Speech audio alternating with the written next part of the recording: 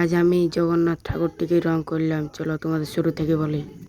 তাই আমার জুনিয়ার বাড়িটিকে দেখিয়ে চলে যাব আমি কুলি ধারে। তাই এদিকে আমার জুনিয়ার বাড়িটি ভালোই আছে। তাই তোমরা দেখো আকাশটা ভালো পরিষ্কার আছে, ভিউটাও খুব সুন্দর। তাই এদিকে জল এখন হলেও তোমার দিকে হয়েছে কিনা অবশ্যই কমেন্ট করে জানাবে। এদিকে বহুত জল পড়ল, আর এদিকে আমি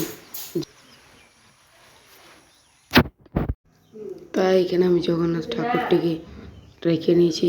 আর এদিকে আমি রং গুলে নিয়েছি, খড়ি মাটির রং আর একটু হালকা চিট মিশিয়ে দিয়েছি, আর তেঁতুল আঠার চিট, এবং এখানে রংটা আমি দিয়ে দিচ্ছি।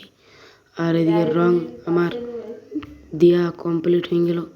এখানে আমি শুকিয়ে নিচ্ছি, আর তারপর তো সব কমপ্লিটের পর আমি একটু তোমাদের জগন্নাথ ঠাকুরটি কেমন হয়েছে অবশ্যই কমেন্ট করে জানাও।